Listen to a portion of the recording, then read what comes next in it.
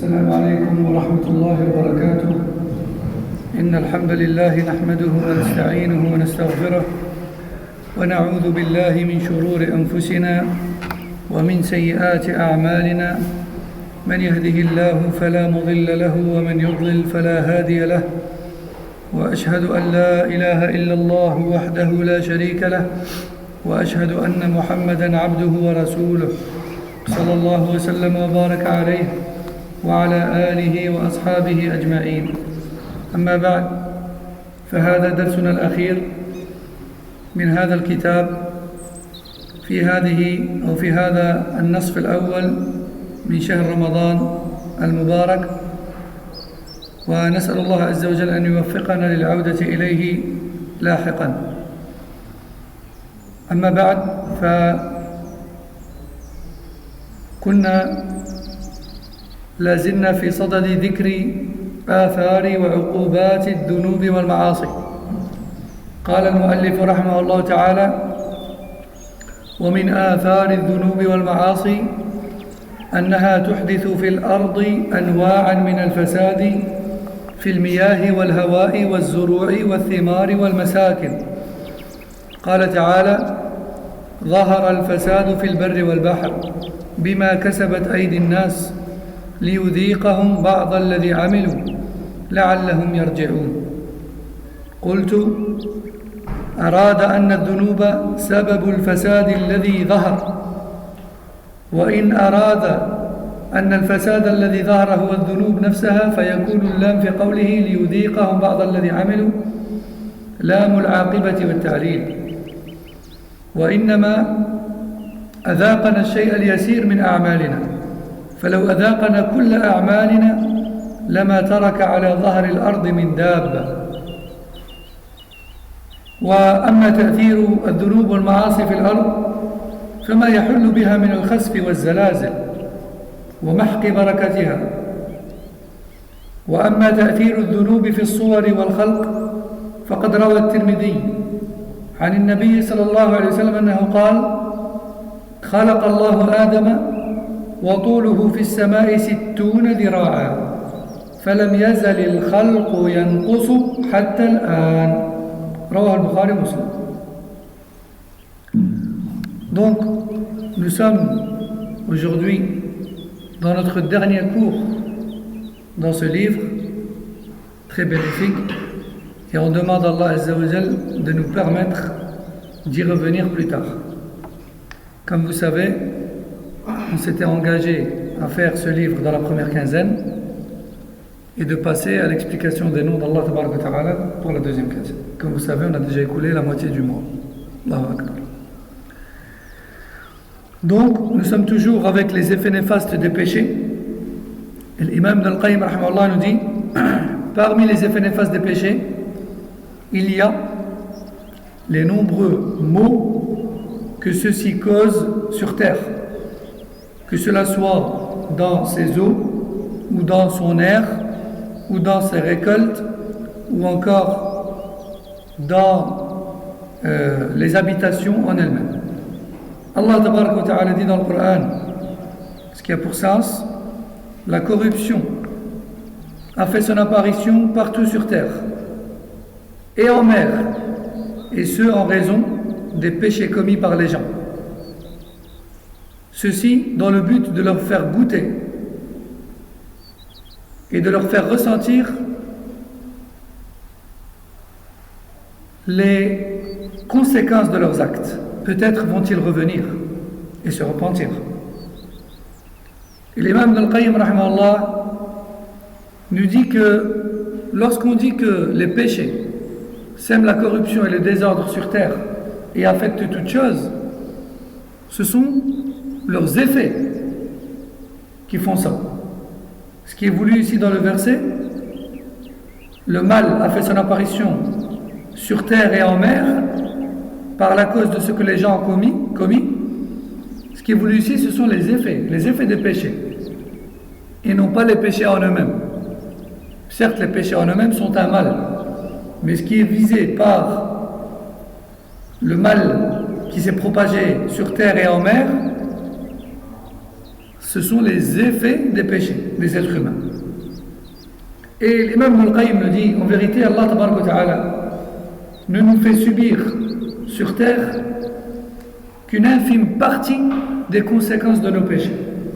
Car s'il nous avait fait subir le châtiment pour le moindre péché commis, il n'y aurait plus aucun être vivant sur terre.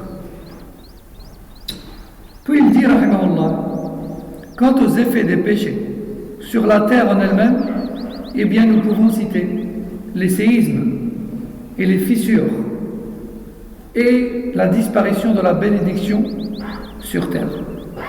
Quant aux effets des péchés sur nos corps, sur le physique de l'être humain, eh bien on peut citer à titre d'exemple ce hadith authentique rapporté par Tirmidhi, Ahmed et Muslim dans son Sahih, dans lequel le prophète sallallahu alayhi wa sallam a dit: Allah tabaraka wa ta'ala a créé Adam le premier jour de la taille de 60 coudées. Il était très grand et s'élevait dans le ciel, il s'élevait vers le haut, et sa taille était de 60 coudées. Et vous imaginez quand même 60 coudées? C'est énorme, hein? 60 coudées. Hein? Et si on prend notre coudée à nous, en tout cas d'aujourd'hui, nous qui sommes de petite taille par rapport à eux, quand même 60 fois la coudée, c'est énorme. Subhanallah. Donc le prophète sallallahu alayhi wa sallam dit: Allah a créé Adam le premier jour de la taille de 60 coudées, s'élevant vers le haut. Et les péchés des hommes n'ont cessé de s'intensifier, et en parallèle, leur taille n'a cessé de rétrécir jusqu'aujourd'hui. Rapporté par Bukhari et Muslim et Ahmed. Donc quand on nous dit les gens étaient géants auparavant, on a découvert des squelettes, ceci, cela, ça c'est confirmé par la parole du prophète sallallahu alayhi wa sallam. Non. C'est pas qu'il y a eu des géants, c'est qu'à l'époque l'homme était plus grand que maintenant. Oui, ils sont géants par rapport à nous, mais à leur époque c'était leur taille normale en fait. Non. فإذا أراد الله عز وجل أن يطهر الأرض من الظلمة والخونة والفجرة يخرج عبدا من عباده من أهل بيت نبيه صلى الله عليه وسلم وهو المهدي فيملأ الأرض قسطا كما ملئت جورا ويقتل المسيح عليه السلام اليهود والنصارى ويقيم الدين الذي بعث الله به رسوله صلى الله عليه وسلم رواه أبو داود كما جاء عند أبي داود والترمذي وتخرج الأرض بركتها وتعود كما كانت حتى إن العصابة من الناس ليأكلون الرمانة ويستظلون بقحفها ويكون العنقود من العنب وقر البعير وإن اللقحة الواحدة لتكفي الفئام من الناس رواه مسلم أبو داود والترمذي وابن ماجه وأحمد. وهذه الآثار لأن الأرض لما طهرت من المعاصي ظهرت فيها آثار البركة من الله تعالى التي محقتها الذنوب والكفر ولا ريب أن العقوبات التي أنزلها الله في الأرض بقيت آثارها سارية في الأرض تطلب ما يشاكلها من الذنوب التي هي آثار تلك الجرائم التي عذبت بها الأمم فهذه الآثار في الأرض من آثار تلك العقوبات كما أن هذه المعاصي من آثار تلك الجرائم. Ibn al-Qayyim rahimahullah nous dit: à la fin des temps viendra une période où Allah tabaraka wa ta'ala décidera de purifier la terre de l'injustice et de la corruption. C'est alors qu'il fera apparaître un homme vertueux parmi la descendance du prophète sallallahu alayhi wa sallam. Il s'agit de Mahdi, si vous en avez déjà entendu parler. Et plus précisément, il est de la descendance de Fatima radhiyallahu anha. Donc, il fera apparaître un homme vertueux parmi la famille du prophète sallallahu alayhi wa sallam. Un homme qui fera régner la justice sur terre autant qu'elle a été autant que l'injustice est régnée dessus auparavant. Autant que l'injustice est régnée sur terre auparavant. Et il combattra les Yahoud et les Nasara. Enfin, le Messie, Isa alayhi salam, combattra les Yahoud et les Nasara. Et il établira sur terre la religion et la législation par laquelle a été envoyé le dernier des prophètes et des messagers, alayhi salatu wassalam. À ce moment-là, la terre fera ressurgir sous ordre d'Allah toutes ses bénédictions et elle redeviendra comme elle était auparavant, au point où ce que les gens consommeront aura énormément ou contiendra énormément de bénédictions. Les gens consommeront donc des grenades à titre d'exemple, et ces grenades seront tellement bénites et tellement grandes de taille que les gens pourront s'abriter sous leur peau après consommation du soleil. Ils pourront s'abriter du soleil sous leur peau.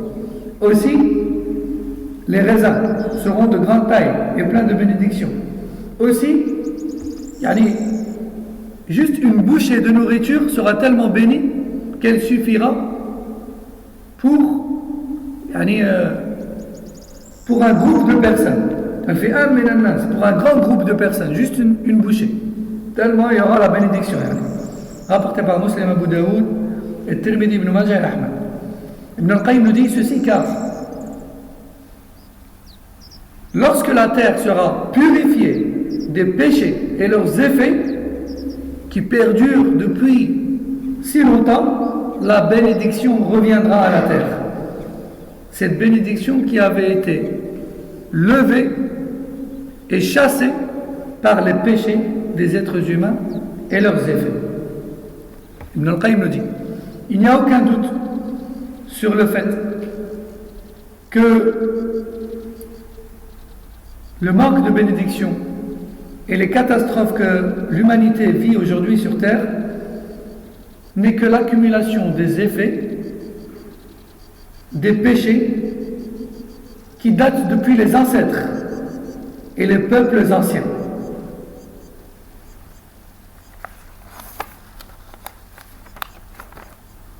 Car comme on a vu auparavant, les péchés en engendrent toujours des nouveaux, de même pour leurs effets. De même pour leurs effets. ثم قال المؤلف رحمه الله إن العاصي يفوته كل خير ومن ذلك رفقة المؤمنين يفوته هذا الخير رفقة المؤمنين وحسن دفاع الله عنهم فإن الله يدافع عن الذين آمنوا فاته كل خير رتبه الله في كتابه على الإيمان وهو نحو 100 خصلة كل خصلة منها خير من الدنيا وما فيها. Ibn al-Qayyim rahimahullah nous dit parmi les effets des péchés, il y a la privation de tout bien. La privation du bien. Plus tes péchés augmentent, plus tu es privé d'une quantité de bien équivalente à celle de tes péchés. Et parmi les plus grands biens desquels le pécheur est privé, il y a la compagnie des croyants. Comme on a vu dans les cours précédents, naturellement Allah Azza wa Jal a fait que le cœur du pécheur ne parvient pas à rester en la compagnie des vertueux. L'effet des péchés sur le cœur, c'est d'éteindre sa lumière et de l'éloigner des gens du bien. Donc, parmi les plus grands biens desquels le pécheur est privé, il y a la compagnie des croyants qui lui font le rappel lorsqu'il oublie, qui le reprennent lorsqu'il se trompe, qui lui rappellent Allah lorsqu'il désespère, etc.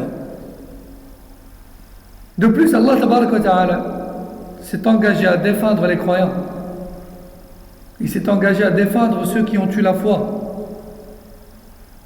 Et il s'est engagé à donner tout bien à ceux qui ont la foi. et à préserver de tout mal ceux qui ont la foi. Or, celui qui pêche commet un acte contraire à la foi et donc diminue sa foi. Et plus il diminue sa foi, plus il se prive de choses qu'Allah octroie aux croyants et aux gens de la foi. فمنها من تلك الخصال التي هو محروم منها بسبب الذنوب والمعاصي فمنها الأجر العظيم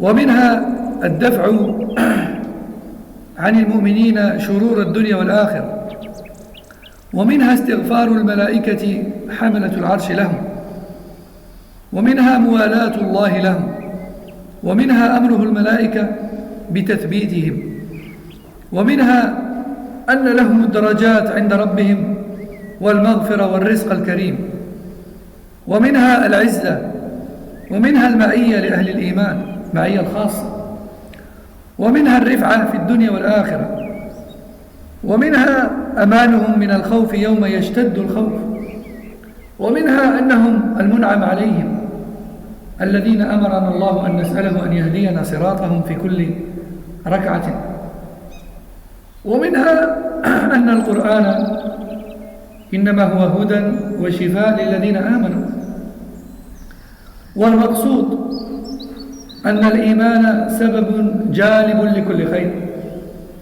وكل خير في الدنيا والآخرة فسببه الإيمان وكل شر في الدنيا والآخرة فسببه عدم الإيمان طبعا لأن المعصية ليست من الإيمان وإنما هي من شعب الكفر يعني الكفر الأصغر وهو كفر النعمة قال وكل شر في الدنيا والآخرة فسببه عدم الإيمان فكيف يهون على العبد أن يرتكب شيئا يخرجه من دائرة الإيمان الكامل يعني ويحول بينه وبينه ولكن لا يخرج من دائرة عموم المسلمين كيف يرتكب هذا؟ فإن استمر على الذنوب وأصر عليها خيف عليه أن يرين على قلبه فيخرجه عن الإسلام بالكلية ومن ها هنا اشتد خوف السلف كما قال بعضهم أنتم تخافون الذنوب وأنا أخاف الكفر. Parmi les plus grands bienfaits desquels tu peux te voir privé à cause de tes péchés au fur et à mesure qu'ils s'intensifient et augmentent. Il y a tout d'abord la privation de la grande récompense. Car Allah Azza wa Jalla dans le Coran il a dit وَسَوْفَ يُؤْتِ اللَّهُ الْمُؤْمِنِينَ أَجْرًا عَظِيمًا qui a pour sens Allah a promis une énorme récompense à ceux qui ont la foi. Or, comme on sait, le péché est un acte contraire à la foi. C'est même un acte qui fait partie des branches de la mécréance, comme il est rapporté dans un hadith. C'est une branche de mécréance. Les péchés font partie des branches de la mécréance. Ça fait partie de la mécréance mineure, qui est de l'ordre de l'ingratitude envers Allah. Yani Allah il donne les bienfaits, et toi tu fais preuve d'ingratitude, tu lui désobéis. C'est ce qu'on appelle kufr al-ni'ma. L'ingratitude, qui se traduirait littéralement par la mécréance par laquelle on fait face aux bienfaits d'Allah. C'est de la mécréance mineure, certes, mais c'est de la mécréance. Ça fait partie des branches de la mécréance, des péchés. Donc Ibn al-Qayyim dit, les péchés privent de la récompense, car la récompense, elle est en échange de la foi et de ses actes. Or, le péché ne fait pas partie de la foi et de ses actes. Donc, le temps que tu passes à commettre des péchés, tu te prives, durant le temps en lequel tu commets les péchés, tu te prives de bonnes actions que tu pourrais accomplir à la place. Donc, tu te prives de la foi que tu pourrais accomplir à la place. Donc, tu te prives d'une récompense que tu pourrais remporter à la place des péchés que tu es en train de commettre.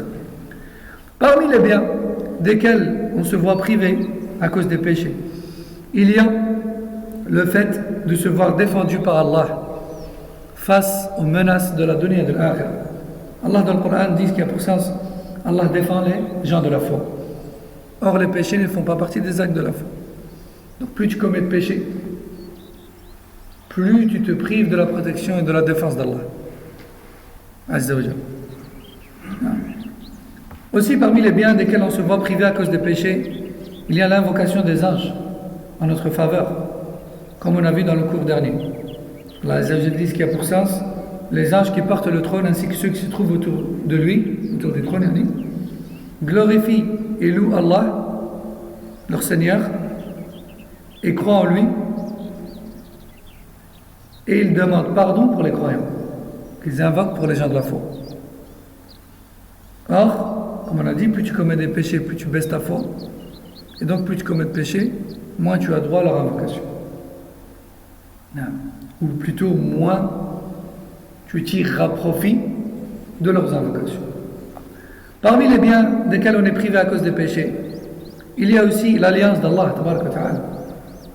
Allah Azza wa Jalla dans le Coran dit Allah wali alladhina amanu, qui a pour sens Allah est allié de ceux qui ont la foi.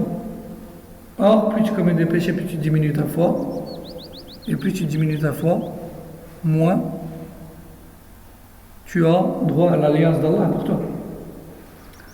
Parmi les biens desquels on est privé aussi à cause des péchés, il y a l'élévation en degré auprès d'Allah, le pardon des péchés et la subsistance. Rappelez-vous du hadith du prophète sallallahu dans lequel il dit il se peut que la personne se voit privée de la subsistance à cause du péché commis. Et c'est pour ça Allah dit dans Surat Nuh, ce qui a pour sens, demandez pardon à votre Seigneur.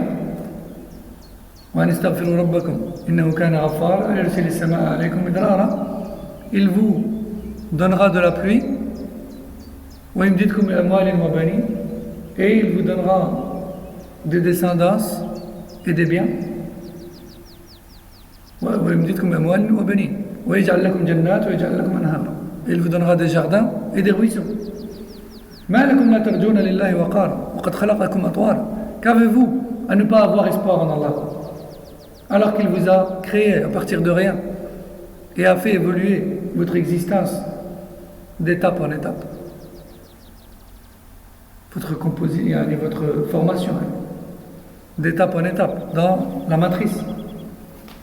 Donc on voit clairement dans ces versets et d'autres encore qu'Allah tabaraka wa ta'ala promet plus de subsistance en échange de quoi? Du délaissement des péchés. Parmi le bien duquel on est privé à cause des péchés aussi, il y a la suprématie, la puissance, la dominance et la considération du reste du monde pour la communauté musulmane. Ça c'est l'effet de la piété générale de la communauté en fait. Et du délaissement, ça c'est le résultat du délaissement, du niveau de délaissement général des péchés au sein de la communauté. Tout comme toi, Allah Azza wa Jalla, il va te donner plus de valeur et de considération auprès de lui, mais également auprès de sa création lorsque tu délaisses les péchés et que tu te mets dans la droiture, au niveau individuel, pour toi-même. C'est la même chose au niveau de la communauté tout entière. C'est la même chose au niveau communautaire. Si au sein de la communauté, un maximum de gens délaissent les péchés, se repentent et craignent Allah, eh bien la communauté va avoir beaucoup plus de notoriété. Elle va avoir beaucoup plus de poids dans le monde, et beaucoup plus de considération. Rappelez-vous de la parole du prophète sallallahu alayhi wa sallam qui dit Allah m'a donné 5 choses qu'il n'a pas donné à un prophète avant moi. Parmi elles, رزقت أو أعطيت الرهبة أو وضع الرعب في قلوب أعدائي مسيرة عام. Allah a placé une peur dans le cœur des ennemis de l'islam jusqu'à 1 an de distance de marche. Et imaginez-vous, même les gens qui se trouvent à 1 an de distance de marche redoutaient à cette époque-là le prophète sallallahu alayhi wa sallam et les musulmans, alors qu'ils avaient déjà des chevaux et qu'ils pouvaient déjà parcourir cette distance quand même en peu de temps à leur époque. Mais imaginez-vous à notre époque, si on avait cette piété, cette crainte, cette rectitude.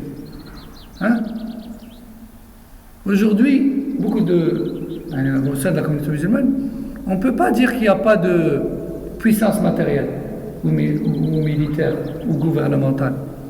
Si, il y a de la puissance, elle est là, mais elle n'est pas considérée. Ça, elle n'a aucun poids.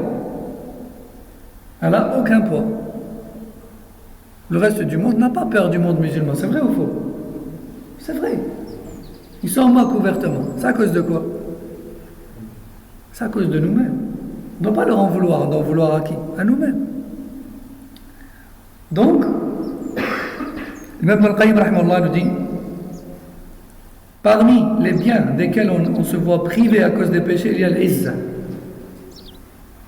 la dominance, la puissance et la considération de la communauté à sa juste valeur.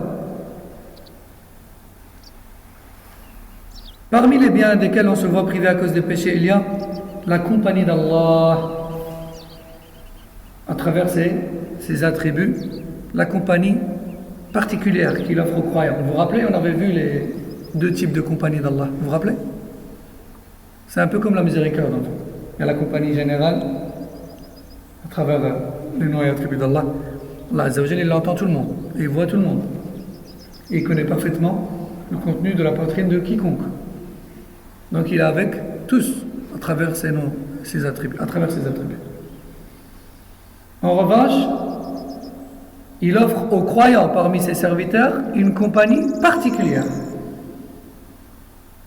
Il ajoute à cette compagnie qui est à travers son ouïe, sa vue, son omniscience, etc. Il offre aux croyants, en plus de tout ça, son soutien, son aide, son amour, sa défense, etc. Donc ça, c'est une compagnie particulière. Non. Allah Azza wa Jalla, il est avec tout le monde à travers son ouïe et sa vue, par exemple, mais il n'est pas avec tout le monde à travers son soutien et sa défense et son amour. Non. Et plus tu commets de péché, plus tu baisses ta foi. Plus tu baisses ta foi, moins tu as droit à cette compagnie particulière d'Allah.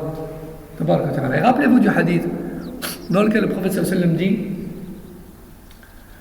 rien ne m'est plus préférable parmi les actes d'adoration que ceux que j'ai prescrits obligatoirement.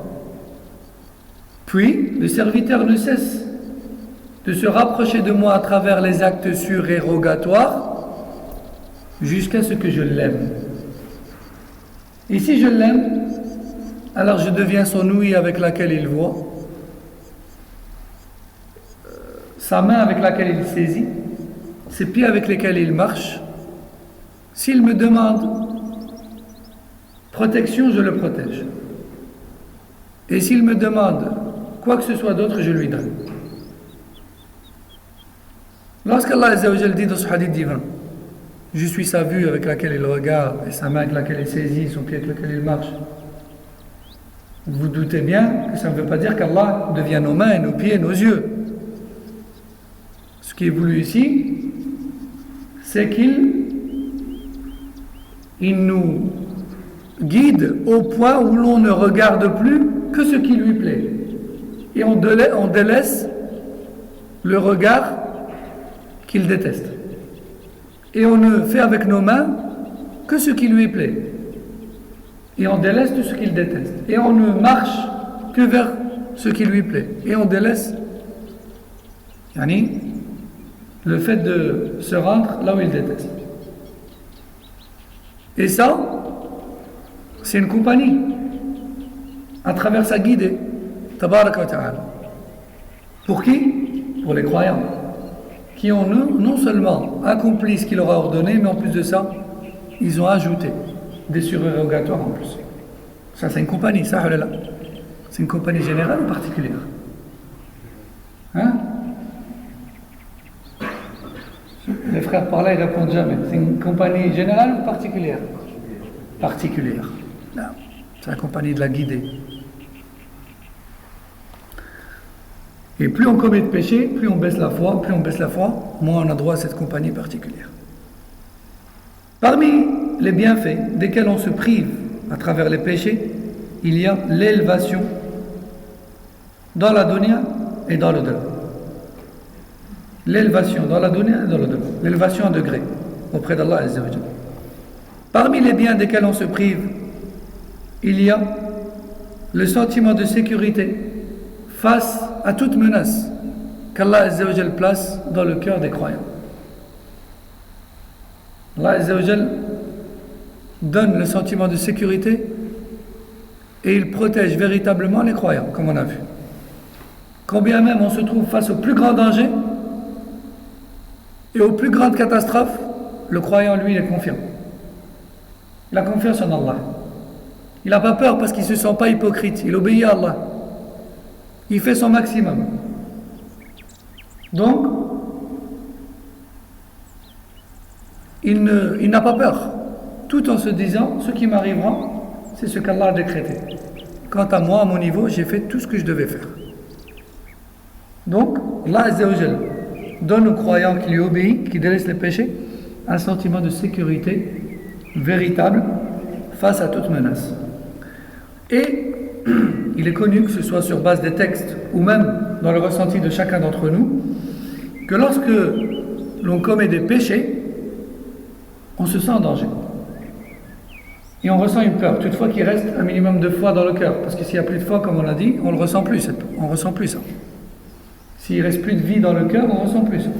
Mais s'il y a encore un minimum de vie dans le cœur, par la foi, on ressent ça. Quand on commet des péchés, on se sent en danger.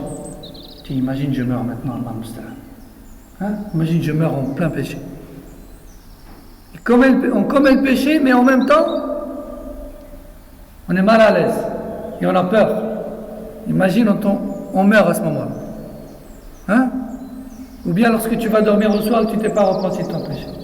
Tu imagines, je me réveille, quoi. Allah Musta'an. Hein? Etc. Donc il y a un sentiment de peur qui s'installe dans le cœur du pécheur. Et c'est inévitable. Toutefois qu'il reste encore de la foi dans son cœur. Sinon il ne ressentira plus rien comme on a vu.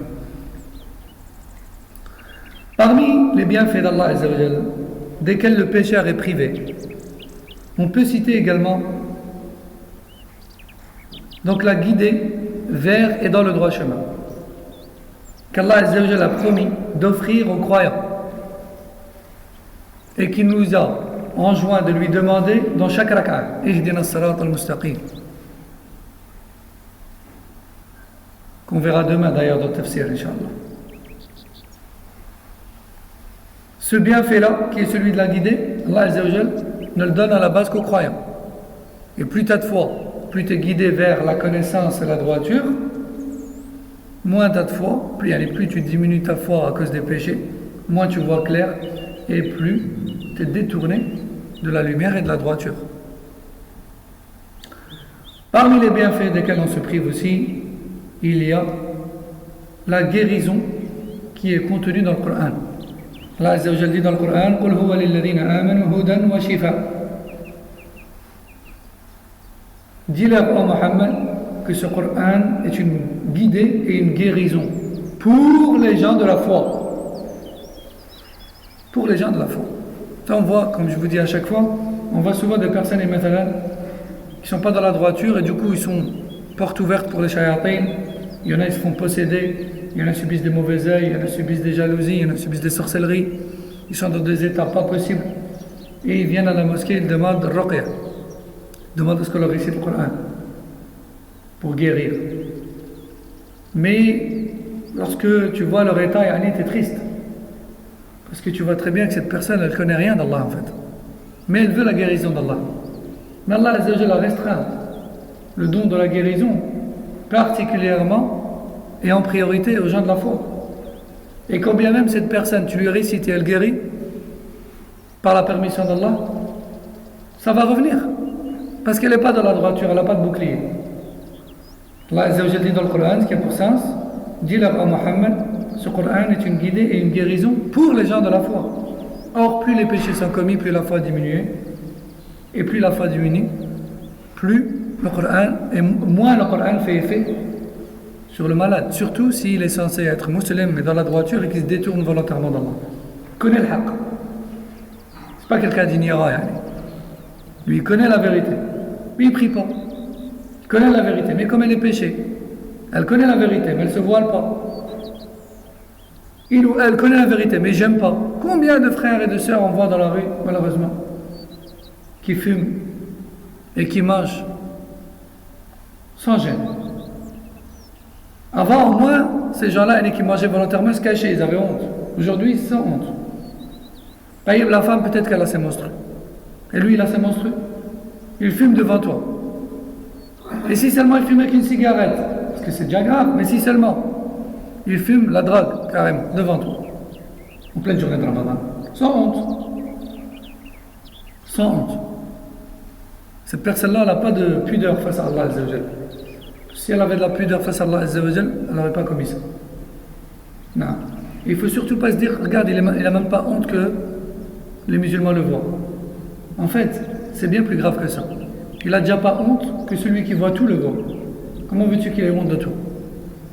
Non. Donc, parmi les biens desquels on est privé à cause des péchés, il y a la guidée et la guérison qui se trouvent dans le Coran. Et parfois aussi, on entend des gens dire, ouais, mais on m'a déjà récité plein de fois, mais subhanallah, je suis toujours malade. Taïb, tu pries? Ouais, des fois, c'est vrai que ça m'arrive de ne pas prier. Taïb, tu délaisses le péché? Ouais, c'est vrai que je suis un peu loin. Arrête, subhanallah. Et maintenant, parfois, tu vois des femmes avec une tenue vestimentaire très provocante, quasiment dénudée. Et elle te dit, je suis possédée, ou là j'ai subi kada, ou là je suis possédée par un djinn amoureux, par exemple. Hein? Et elle te dit, je veux la ruqya. Tu lui dis, subhanallah, ce djinn, il t'a possédé et est tombé amoureux de toi. Même les êtres humains, les hommes qui t'entourent, s'ils pouvaient te posséder, ils t'auraient possédé aussi. Ils t'auraient tous possédé, tu aurais tous les hommes dans toi. Comment veux-tu être guidé et guéri par le Coran et la parole d'Allah si tu lui obéis déjà pas? Tu es dans cet état. Allah al-Musta'an. Parmi l'imam Ibn al-Qayyim rahimahullah nous dit, tout ça pour dire que la foi et les actes qui s'y rapportent sont la cause de tout bien. Dans la vie d'ici-bas et dans l'au-delà.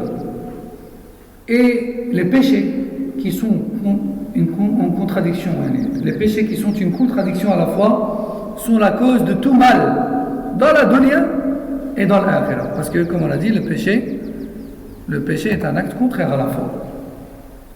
Non.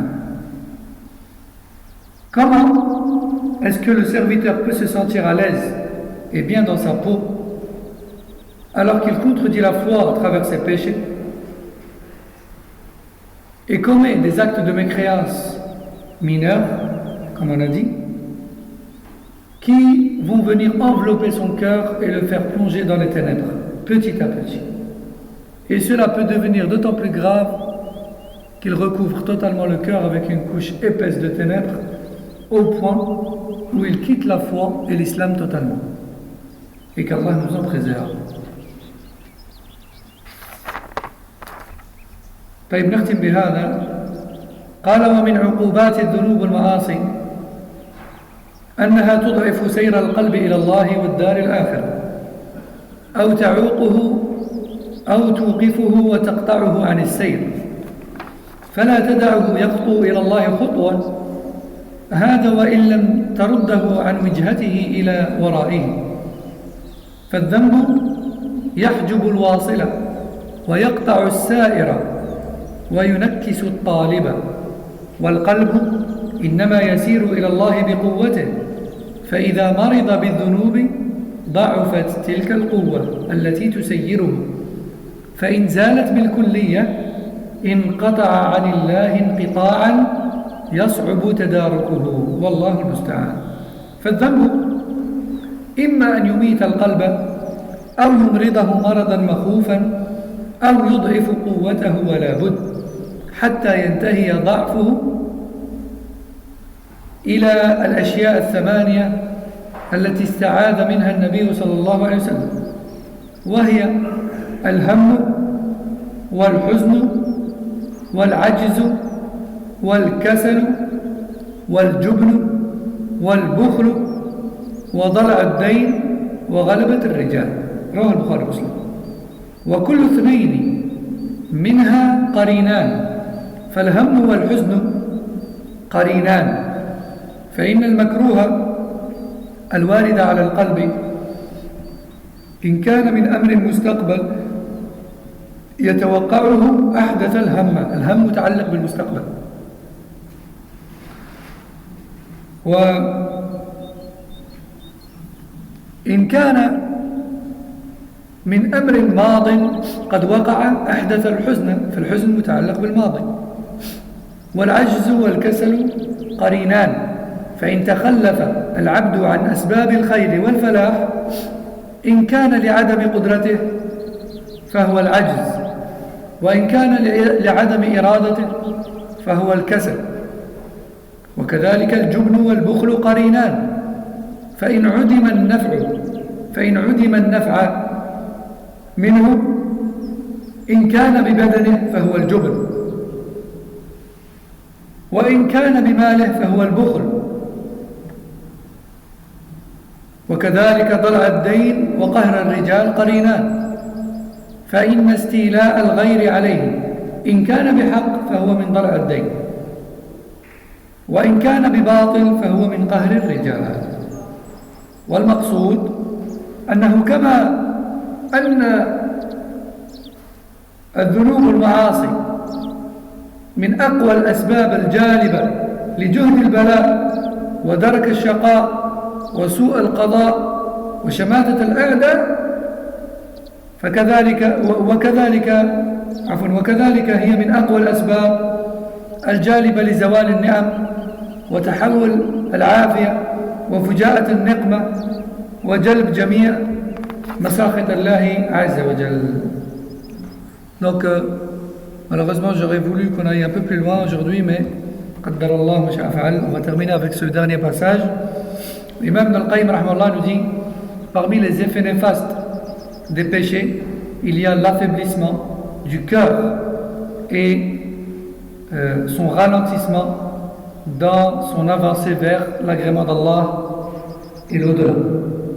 Les péchés, en fonction de leur niveau de gravité et d'intensité, vont soit affaiblir le cœur dans son avancée vers le paradis, soit ils vont le mettre à l'arrêt dans cette avancée, soit ils vont carrément le couper d'Allah et le couper du paradis, totalement et définitivement, l'empêchant ainsi d'accomplir le moindre pas vers Allah Azza wa Jalla. Et pire encore, les péchés peuvent même atteindre un degré et une quantité qui fait ramener leur auteur en arrière, en marche arrière, en contresens. Mais c'est pas seulement il s'est arrêté d'avancer vers Allah, mais carrément il s'est retourné. Il s'est mis à faire le contraire, et marche arrière, le contraire de tout ce qu'il faisait pour Allah Azza wa Jalla. Puis il dit, rahimahullah, le péché peut voiler la personne, mettre un voile entre elle et Allah, tout comme il peut l'empêcher d'avancer, tout comme il peut l'empêcher, tout comme il peut le rendre, tout comme il peut le retourner complètement, à l'inverse de ce sur quoi il était. Car en effet, le cœur, au début où les péchés sont commis, il tombe malade et perd ses forces et s'épuise. Il devient donc de moins en moins capable d'avancer vers Allah Azza wa Jalla. Et cette faiblesse peut atteindre un niveau où le cœur meurt et se coupe totalement d'Allah Tabaraka wa Ta'ala Et à cette étape-là, il devient très difficile et quasiment impossible de se reprendre. Et c'est d'Allah que vient l'aide. Puis, il nous dit, Ibn al-Qayyim rahimahullah, les péchés peuvent tuer le cœur, ou au minimum le rendre malade et l'affaiblir, et ceci est inévitable. Donc au minimum, le cœur, à cause des péchés, il tombe malade et il s'affaiblit. Comme je vous dis à chaque fois, il suffit d'observer cela en nous-mêmes. Aucun d'entre nous ne peut prétendre commettre zéro péché. C'est pas vrai, ça n'existe pas. Mais plus le péché est grave, plus tu peux remarquer en toi une perte de motivation soudaine dans l'adoration. Une perte de motivation soudaine. Et ça, c'est dû à la baisse de foi, en fait. Quand un péché est commis, il y a une baisse de foi, en conséquence du péché. Et quand la foi baisse, tout baisse dans le cœur. La lumière, la force, la motivation, l'ambition, tout baisse en même temps, en fait. Tout suit. Et c'est pour ça que Ibn al-Qayyim rahimahullah dit, le péché peut tuer le cœur à cause de son intensité ou bien du degré de sa gravité. Et au minimum, il peut rendre malade le cœur et l'affaiblir. Ça, c'est le minimum. Ça, c'est le minimum. Et lorsqu'il tombe malade et lorsqu'il s'affaiblit,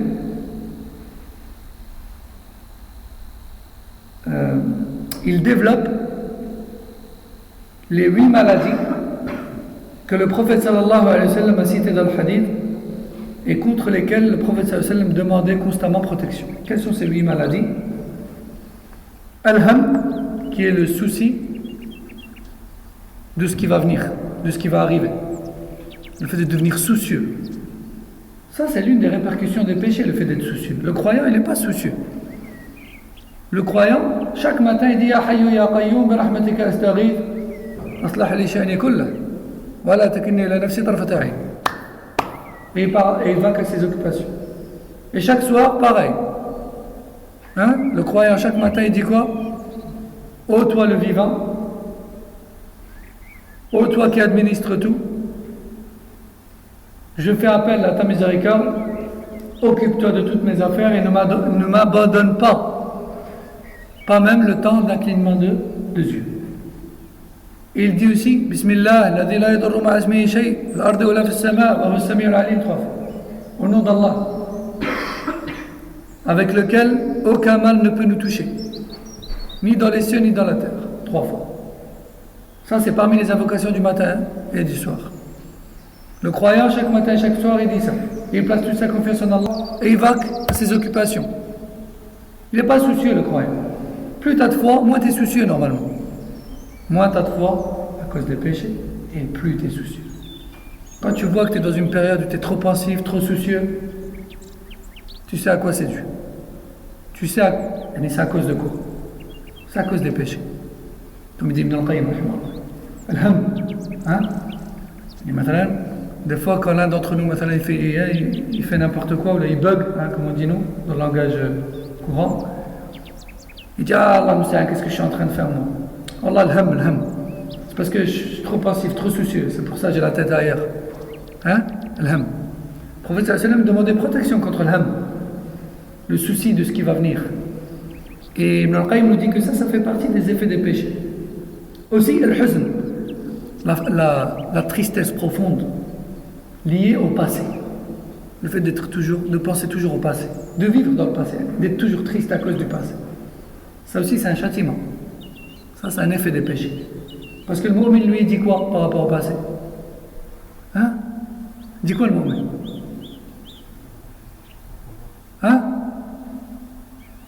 Il dit quoi le mu'min par rapport à une chose qui s'est produite? Qaddar Allah ma sha'a fa'al. Allah a prédestiné cette chose et il fait ce qu'il veut. Point, ça s'arrête là, on passe à autre chose. Ça, là. Il n'est pas là à dire, si seulement, kada, Allah musta'an, je suis dégoûté, maintenant, Qaddar Allah ma sha'a fa'al. Ça s'arrête là. C'est comme ça que le professeur nous a appris. Allah a prédestiné telle chose et c'est ainsi qu'il a voulu. J'aurais pu faire ce que je voulais, j'aurais pas pu l'éviter. ما أصابنا ما كان ليخطئنا وما أخطأنا ما كان ليصيبنا. Ce qui nous a touché, on ne pouvait l'éviter. Et ce qu'on a évité, il ne pouvait nous arriver. نعم.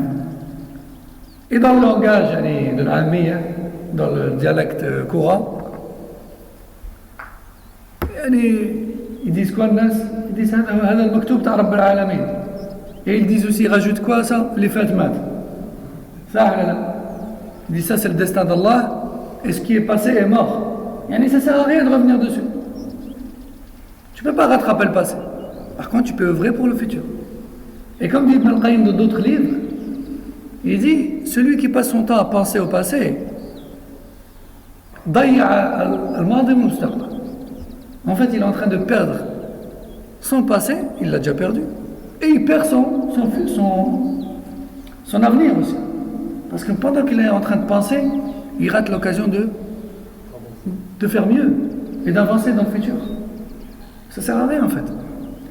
Donc, l'un des effets, la tristesse concernant le passé, aussi al-ajz, qui est l'incapacité à faire le bien dans laquelle il se trouve. On a déjà dit plusieurs fois que le péché nous démotive et nous rend incapables. Tout est devant nous, mais, subhanallah, à cause des péchés, on est incapable de faire un pas dans le bien. Et ça, chacun d'entre nous peut le remarquer en lui. Chacun d'entre nous. Combien d'entre nous ont déjà, je vais donner un exemple tout bête, ont déjà maintenant trouvé une occasion devant eux de faire une sadaqa par exemple, dans une cagnotte ou autre. Et dans sa poche, il a de l'argent. Maintenant, il a l'occasion de mettre 1 euro de cette cagnotte, qu'elle soit réelle ou virtuelle.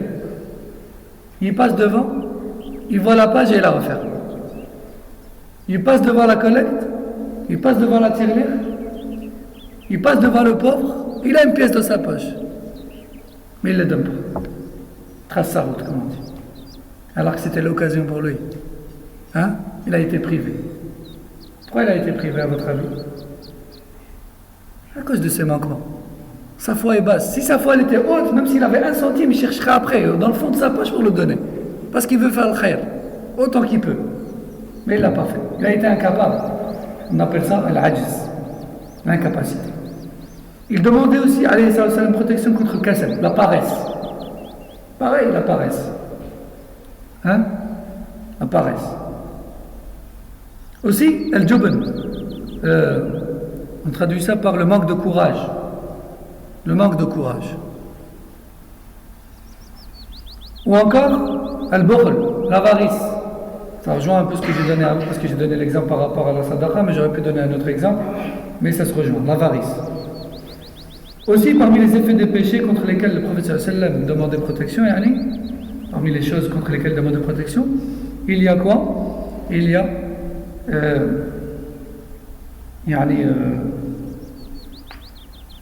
la pression subie par les gens, notamment à cause des dettes, enfin l'accumulation des dettes et la persécution des gens. L'accumulation des dettes et la persécution des gens. Ces deux choses-là aussi font partie des effets des péchés. L'accumulation de dettes au point où on n'arrive plus à sortir la tête de l'eau parce que c'est des sommes faramineuses. Ça, c'est parmi les effets des péchés. Wallah al-musta'an. Al-Muhim, donc pour clôturer, Ibn al-Qayyim nous dit tout ça pour dire que les péchés font partie des plus grandes causes des épreuves, des malheurs et des persécutions de nos ennemis et de la disparition des bienfaits et de la santé ainsi que de la colère d'Allah Azza wa Jal sous toutes ses formes. Allah al-Musta'an, nas'al Allah al-Maghfira, nas'al Allah Azza wa Jal an yaghfira lana wa an yatuba alayna tawbatan nasuha wa an yaj'alana min al-ma'fu'i anhum fi hadha ash-shahr al-mubarak wa an yukhrijana minhu طاهرين مطهرين وأن يعتق رقابنا من النار برحمته سبحانه وتعالى وهو أرحم الراحمين وهو سميع الدعاء وسبحانك اللهم وبحمدك أشهد أن لا إله إلا أنت أستغفرك وأتوب إليك. وصلى الله وسلم على نبينا Muhammad wa ala alihi wa sahbihi. Et à partir de demain, Inch'Allah, on reprendra avec, ou plutôt on commencera l'explication des noms d'Allah tabarak wa ta'ala d'Ibn al-Qayyim, rahmatullah alayh. Sharh al-Asma' al-Husna d'Ibn al-Qayyim, rahimahullah ta'ala. Assalamu alaykum wa rahmatullah.